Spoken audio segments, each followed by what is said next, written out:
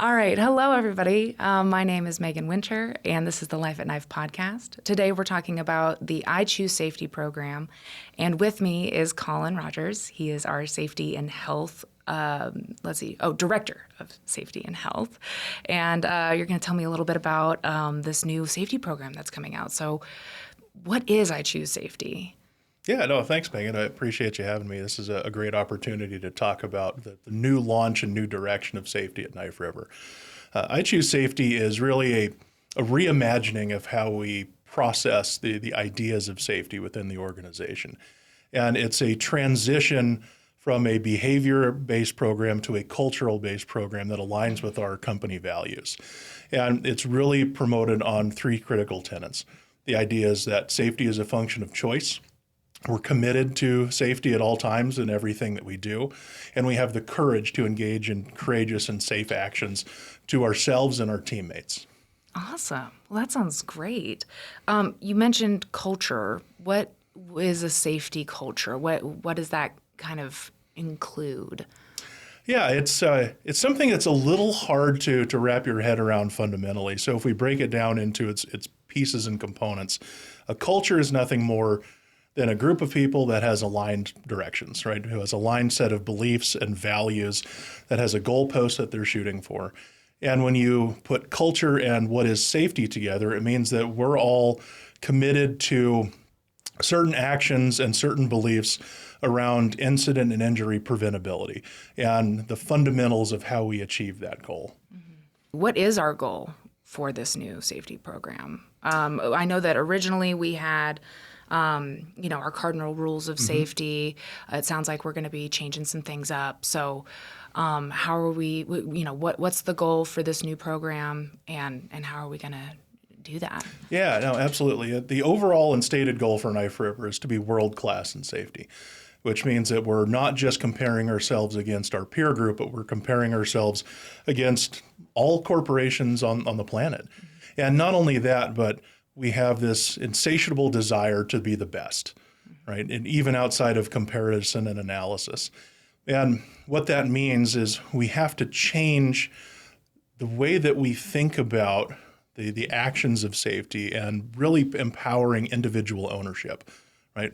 The idea that we're all responsible for our own safety destiny and this concept of interdependency, which means if you and I are working on a job together, I'm not only looking out for my health and safety because I want to go home at night, but I'm concerned about you as well.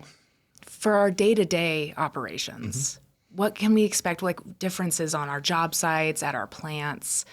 Like, day-to-day, I'm out in our pits and I'm at our plants a lot. I work in environmental. So, what should I expect when I'm down there, and our team members should expect when they're out on our job sites that, the differences between the previous policy and what we're doing now? Sure. And I think about it from the perspective of we've done a lot of really good things at Knife River, right? We've made some significant improvements in our incident rates and putting behaviors into place. So all the building blocks are there. And the best way I described it is you think of a structure that's built out of Legos. All we're doing is taking the bricks apart, putting them on the desk, looking at them in an order that gets us now from best in class to world class, and reassembling it with a couple of small parts added in. So fundamentally, we're not going to see a massive transformation in policy, procedures, and standards. We're going to see a transformation in how we think about and process safety. So you're going to see things like our safety creed, our commitment to safety from the leadership organization. You're going to see a change from cardinal rules to safety commitments to empower individual ownership. We're going to see a greater emphasis on visible felt leadership, our leaders and coaches in the field who are going to be more engaging with our team members and asking for feedback on safety and how we make things better collectively. And you're going to see the fourth component is doing incident investigations to figure out why things happen and understand the choices that were made to align the dominoes that fell that caused an incident to occur and why those choices were made. So there's a lot of deeper diving into the understanding of why things happen and why people make choices. Because if we can influence our team members to make different and more positive choices, then we have a greater success of preventability.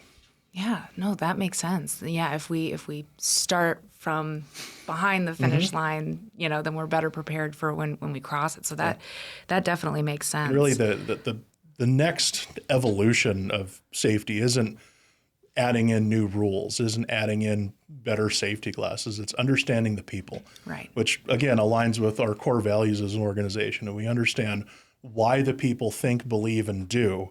Then we can re-influence to find that common ground, that last goalpost and direction. Yeah, definitely.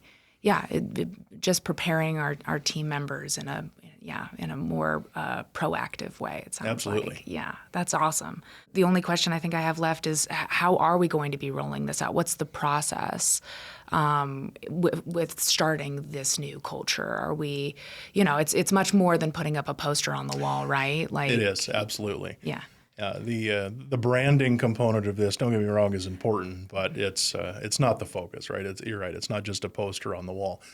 There's a detailed rollout and organization that we've been working through now for a couple of months, starting in April with 100 of our company leaders in a room together at an excellent summit to start the initial domino that we're pushing into place.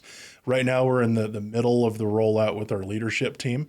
And very soon there's going to be a letter coming out to all of our team members to their homes so they get their families involved that show the I Choose Safety branding, why it's important, and talk about the motivations of why they want their loved one to come home at night.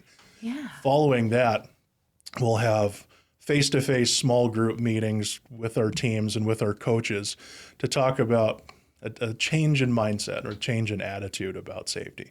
So it's going to be cascading through the middle of summer, and then towards the end of summer, we're going to have a safety stand down, calling it the 7th inning stretch for safety, and we'll get some feedback and a pulse check, and see where everyone's headspace is going into the crunch time at the end of the season, and how the transformational thought is going on the front lines. Yeah. Oh, that's so cool. So we're getting everybody's families involved as well, it sounds like.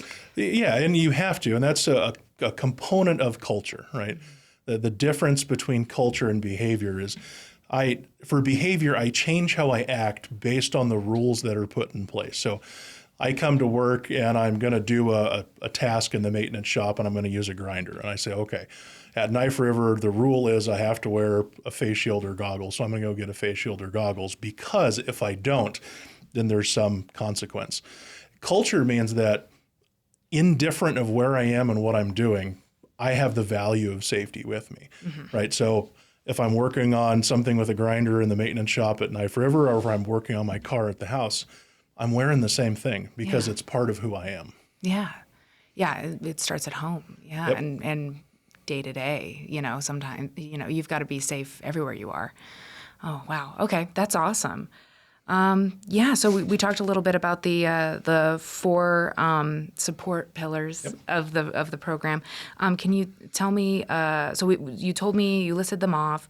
It sounds like the safety creed is where everything's kind of anchored. So in our next episode, we'll be talking about the new safety creed that is being rolled out by our management team. Thank you so much for being on this first episode. For our next episode, we'll be talking about the new safety creed and a little bit more about what that means for this program. Yeah, well, thank you. I really appreciate it.